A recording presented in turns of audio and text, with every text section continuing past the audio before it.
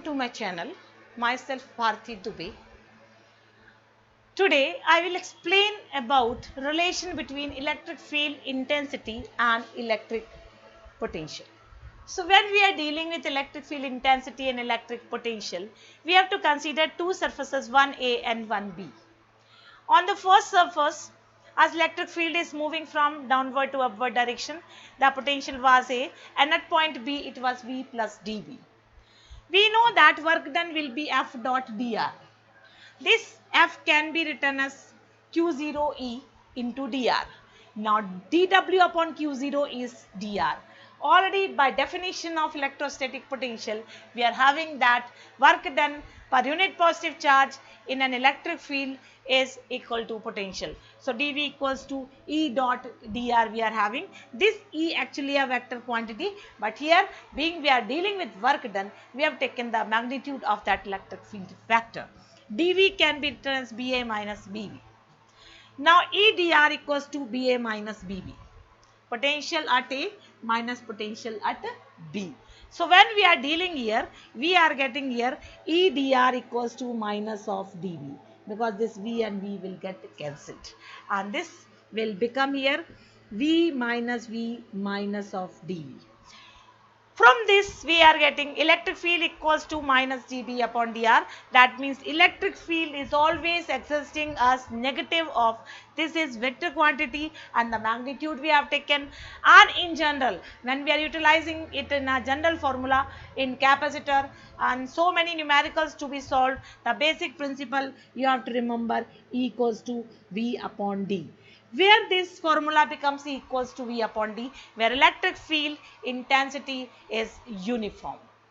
It does not show any type of variation. But here one more point you just keep in.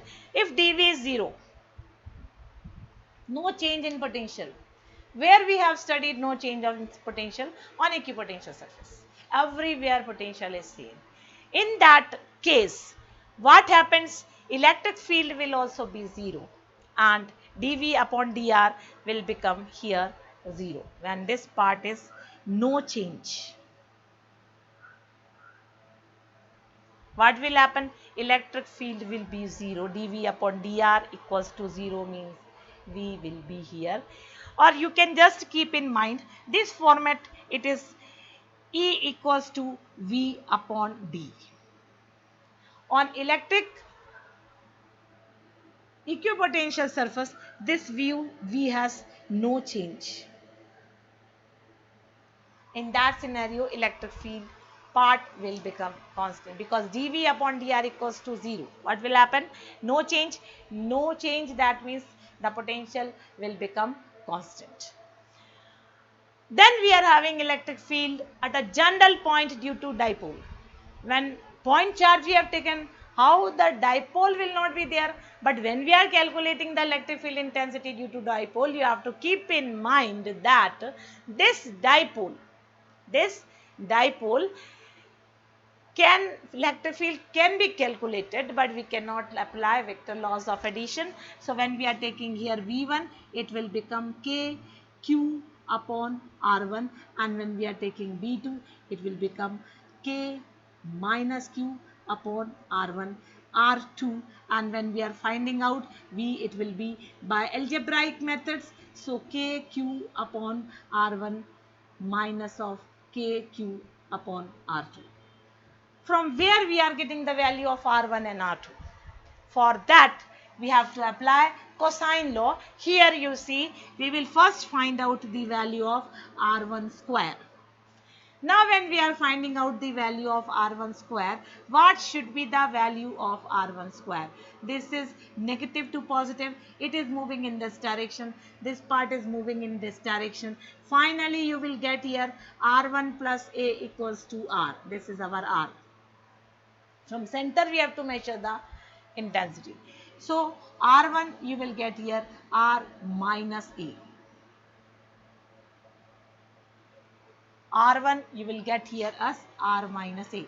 Here we have applied triangle law vector, and now this R1 square, R minus A square, R1 dot R1 we are having, you will get here finally R1 square equals to R square plus A square minus 2AR cos theta, because the part comes here R vector dot A vector, and here we are getting RA cos theta. So this part comes from RA cos theta. So 2 RA cos theta we are getting here, and 1 upon R1 can be written as R square plus A square minus 2AR cos theta to the power 1 upon 2.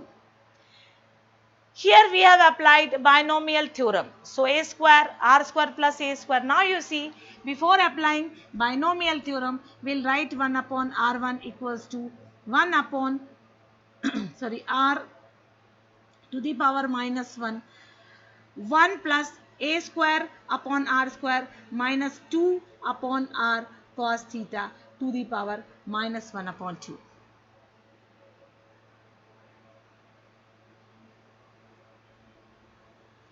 This portion A square upon R square, being very small, can be neglected, and the formula becomes 1 upon R1 equals to 1 upon R, 1 minus 2A cos theta upon R.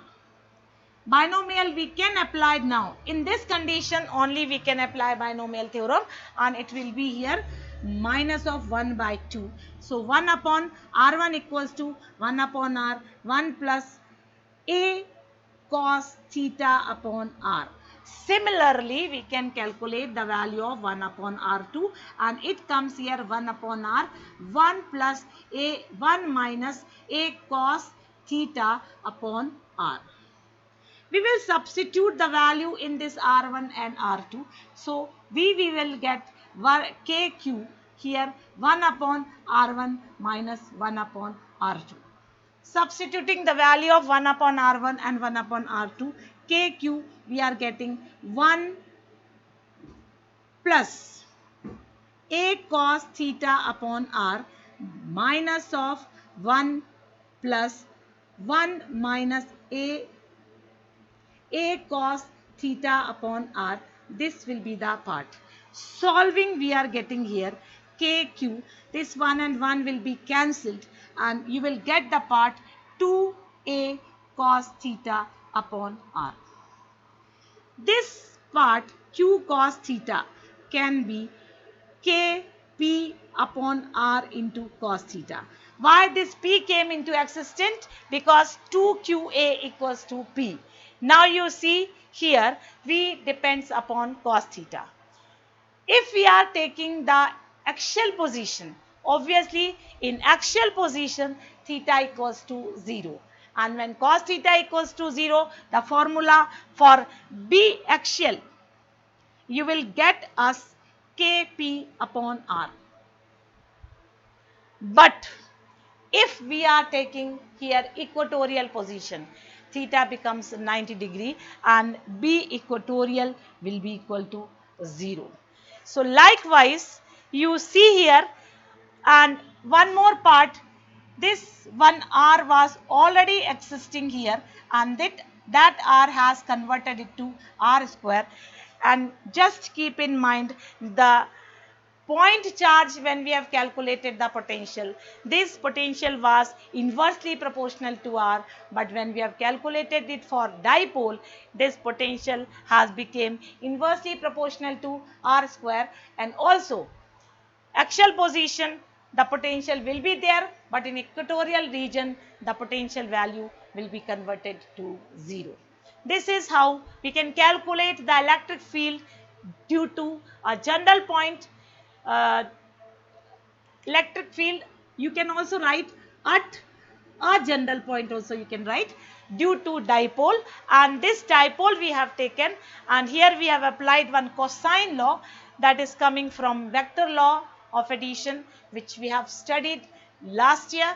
And from here, after substituting all the formulas and binomial theorem, the formula is here that the potential for a dipole falls of as R square. That's all for today's video. Thank you.